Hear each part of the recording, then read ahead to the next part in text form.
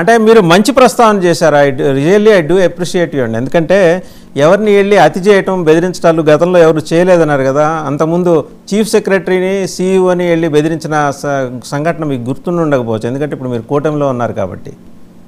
ఇప్పుడు ఏదో ఒకళ్ళిద్దరు అధికారులను బెదిరించిన విషయం మీరు ఒకళ్ళిద్దరు కాదు, అప్పటి ముఖ్యమంత్రి.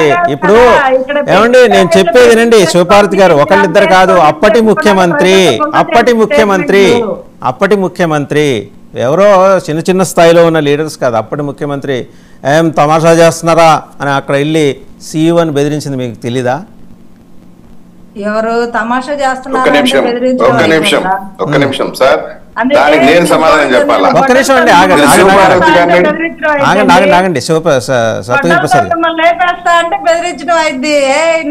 నేను వచ్చాక నీ ఎంత చూస్తా మళ్ళీ నేనే సీఎం ని అప్పుడు చూస్తా అని అంటే అది బెదిరించడం అయిందండి. ఏం తమాషాలు చేస్తున్నారంటే వారిని ఇలా వేలు చూపిస్తే ఏమంటారు? వీడియోలు చెక్ చేసుకోండి ఒకసారి. తప్పు చేస్తే చూపిస్తారా? అది ఎవరు చేసినా అదే. మీరేంటంటే కూటమిలో ఉన్నారు కాబట్టి మీకో న్యాయం, కూటమి అవతల ఉన్నారు కాబట్టి ఆయనకో న్యాయం ఉండదు. ఎవరికైనా ఒకటే న్యాయం ఉంటది.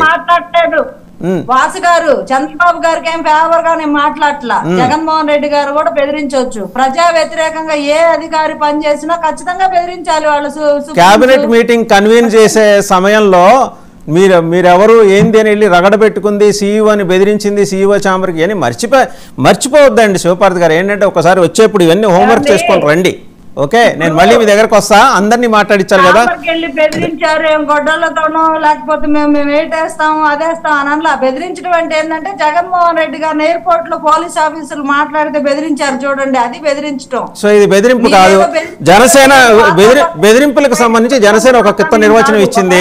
ఇవాళ నుంచి మీ హోమ్ పేజ్ లో పెట్టుకోండి, అది మీ హోమ్ పేజ్ లో ఇవాళ నుంచి అది పెట్టుకోండి. బెదిరించడం ఎలా, బెదిరించడాన్ని ఎలా నిర్వచించవచ్చు. మళ్ళీ వస్తాం మీ దగ్గరికి. శేఖర్ రెడ్డి గారి దగ్గరికి వెళ్దాం. శేఖర్ రెడ్డి గారు 40 మంది గెలిచే వైసీపీ ఎమ్మెల్యేలు కూటమిలోకి టచ్ లోకి వెళ్లారు. శేఖర్ రెడ్డి గారు 40 మంది గెలిచే వైసీపీ ఎమ్మెల్యేలు కూటమితో టచ్ లోకి వెళ్లారు. బీజేపీలోని ఒక కీలక నేత మీ ఎమ్మెల్యేలతోటి మంత్రాలు జరుపుతున్నారు. అయిపోయింది మీ సినిమా, దగ్గరలోనే శుభం కార్డు పడే అవకాశం కనిపిస్తోంది. మీరు ప్రతిపక్ష హోదా కూడా మీకు దక్కకపోవచ్చు అనేది చాలా స్పష్టంగా ఢిల్లీ నుంచి అంతున్న ఇండికేషన్. వస్తామండి. ఇంకా విజ్డమ్ చౌదరి గారు కూడా వచ్చారు, మనతో జాయిన్ అయ్యారు. వారు కూడా మాట్లాడాలి. శేఖర్ రెడ్డి మాట్లాడాలి, విజ్డమ్ చౌదరి మాట్లాడాలి. సెకండ్ రౌండ్ లో మీరు మాట్లాడదురు కానీ. శేఖర్ రెడ్డి గారు నమస్తే అండి. వాసుదేవన్ గారు నమస్తే. ప్యానెల్లో ఉన్న మిత్రులకి వీక్షకులందరికీ కూడా గుడ్ మార్నింగ్ అండి. 4వ తారీఖు సాయంత్రం తర్వాత నుంచి వాళ్ళు ఎలా బ్రతకాలో చెప్పరా సార్? లేకపోతే వాళ్ళు బ్రతకలేరు అనమాట. జగన్మోహన్ రెడ్డి గారి బెయిల్ క్యాన్సిల్, జగన్మోహన్ రెడ్డి గారిని అరెస్ట్ చేయడానికి సిద్ధంగా ఉన్నటువంటి కేంద్ర బలగాలకు తోడుగా అమెరికా అక్టోబర్ బలగాలు కూడా వస్తున్నాయి. జగన్మోహన్ రెడ్డి గారిని ప్రభుత్వాన్ని బర్తరఫ్ చేయబోతున్నటువంటి రాష్ట్రపతి చంద్రబాబు నాయుడు లేకపోతే రాష్ట్రంలో అసలు ఏమీ ఉండదు. ఈ రాష్ట్రాన్ని చంద్రబాబు నాయుడు గారు మాత్రమే దిక్కు. కాబట్టి చంద్రబాబు నాయుడు గారిని ముఖ్యమంత్రిగా ఉండమని చెప్పి చంద్రబాబు నాయుడు గారిని వేడుకోబోతున్నటువంటి రాష్ట్రపతి. ఉత్తరాంధ్ర మంత్రి చేతిలో 30 మంది ఎమ్మెల్యేలు, రాయలసీమ మంత్రి చేతిలో 40 మంది ఎమ్మెల్యేలు, వాళ్ళందరూ కలిసి జగన్మోహన్ రెడ్డి గారికి షాక్ ఇవ్వబోతున్నారు. వాళ్ళందరూ బీజేపీ తోటి కూటమితోటి టచ్ లోకి వచ్చారు.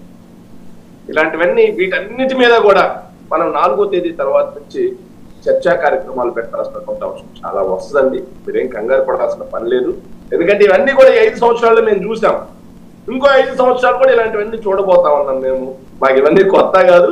మేము వాటిని జస్ట్ నవ్వుకొని వదిలేస్తాం తప్పిస్తే వాటి గురించి మేము పెద్దగా చింతించాల్సినటువంటి అవసరం కూడా లేదు. ఇంకొకటి వాసుదేవన్ గారు,